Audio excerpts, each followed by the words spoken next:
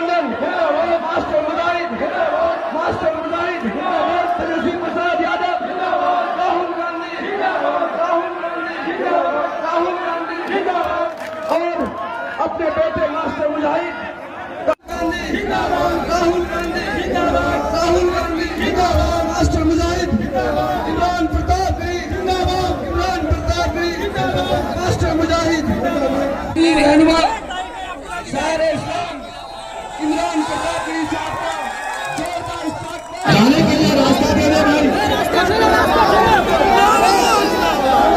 जाने के लिए रास्ता छोड़, जाने के लिए रास्ता छोड़।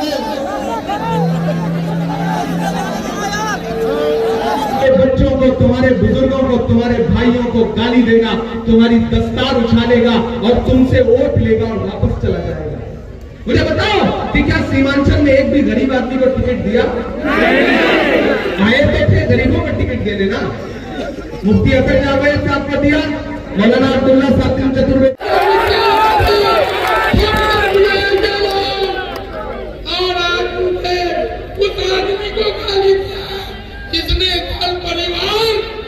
जनता के लिए छोड़ दिया है।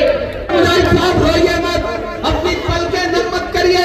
आपकी बेटियों को भले ही मलाल हो के सियासत में जाके गालियां क्यों सुन रहे हो, लेकिन जिन हजारों लोगों को आपने आपको पूरे कोचा धामन में सीमांचल में पहुंचाना, ये जब ये सरकार वक्त लेकर के आई, वक्त का बिल लेकर के आई, ये जो आज अपनी अपनी अपनी करने आए, तो रात के 3 बजे पार्लियामेंट में उस बिल के खिलाफ बीमारी की हालत में सोनिया गांधी तुम्हारे लिए बैठी थी, तुम्हारे लिए वोट देने के लिए बैठी थी।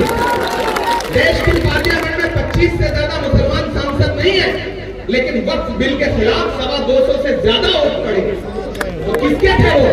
किसके थे वो? राहुल गांधी रात के 2:30 बजे लोकसभा में बैठे थे। मेरे भाई, ये जो बहुत अपनी अपनी अपनी कर रहे हैं, दरअसल ये अपनी सल्तनत बचा रहे हैं। यहाँ आकर के आपको गाली दे रहे हैं कि गरीब आज हो तुम ना, मतलब उनके लिए कहीं दोगे तो गरीब बिछा रहे हो, यही गाली थी ना। अजीब की माँ के आंसुओं के लिए नज़र पड़ी, मैंने फलस्तीन के लिए नज़र पड़ी, मैंने तबरेज़ और तहलुखान के लिए नज़र पढ़ी, मैंने आपके दर्द को अपनी शायरी में जगह दी। और जब सीमांचल को 2017 में सैलाब में जरूरत पड़ी तो मैं उस वक्त सियासत में नहीं था। मैं किसी बड़े बाप की औलाद नहीं हूं कि मेरे पास हजारों करोड़ रखे हुए, मेरा बैंक नहीं चलता कि मैं सूद खाता हूं, मेरे पास वक्त की लूटी हुई जमीनें नहीं है, गरीब परिवार से हूं, लेकिन मैं सीमांचल के लिए 2017 में आपके लिए राशन, आपके लिए दवाई, ये सब लेकर के 2017 में आया था। असलम अली इस बात को जवाब, मौलाना साहब जिंदा थे उस वक्त। मैं तब से सीमांचल वालों, मेरा आपसे रिश्ता है कि कोई परदेसी मेहमान आएगा, सियासत होती रहेगी, इलेक्शन होते रहेंगे। इससे पहले भी इलेक्शन हुए हैं सीमांचल में, लोग एक दूसरे के खिलाफ चुनाव लड़ते हैं, हारते हैं, जीतते हैं, बाद में एक थाली में बैठ करके खाना खाते हैं। सीमांचल ऐसा तो कभी नहीं था। कोई आएगा प्रदेश से और आपके बेटों को हरामखोर बोलेगा, उनकी इतनी मजाल हो गई कि आपके बेटों को लुच्चा लफंगा बोलेंगे और आप सुनोगे। वोट देना न देना ये अपनी जगह है, लेकिन सियासत के नाम पर अपने बड़े बूढ़ों की बेइज्जती मत करवाओ परदेशियों से।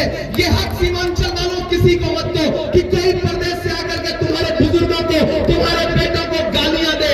फिरौन से बड़ी गाली किसी मुसलमान के लिए क्या हो सकती है? हरामखोर से बड़ी गाली क्या हो सकती है? और ये अल्लाह रसूल की बात करने वाले आपके बेटों को हरामखोर बोल रहे हैं, फिरौन बोल रहे हैं, नमरूद बोल रहे हैं, और आप सुन रहे हैं।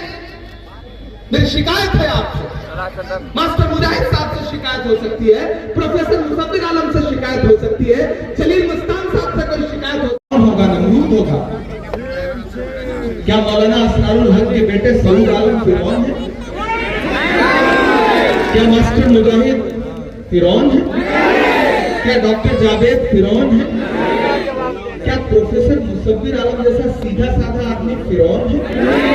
तो डॉक्टर बाबा साहब अम्बेडकर के लिखे हुए आईन के हिसाब से चलना पड़ेगा।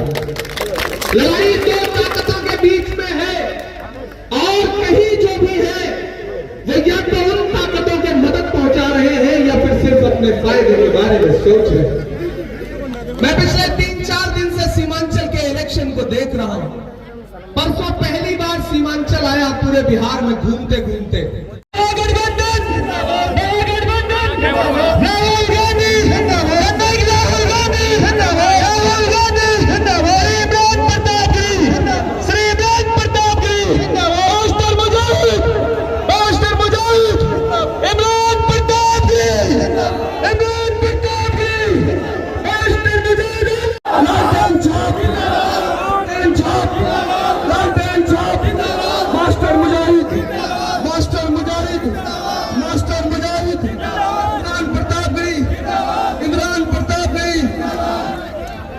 थोड़ा सा नजामत को सही तरीके से चलने दें और स्टेज में जो भी लोग चढ़ चुके हैं उनसे बड़ा एक दीपक जला के रख देना। अपने महबूब नेता का स्वागत करें। ये चार दूसरे समय में आखिर के दूसरे पर चलता हूं। दीर्घी को मिटा के रख देना। एक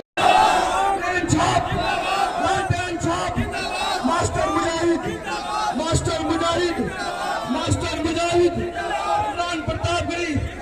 इमरान प्रताप गिरी थोड़ा सा नजामत को सही तरीके से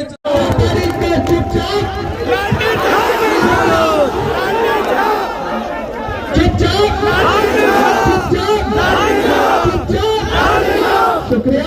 एक वादा करता हूं, 11 को रिजल्ट आएगा, मास्टर मुजाहिद साहब एक वादा आपसे ले रहा हूं।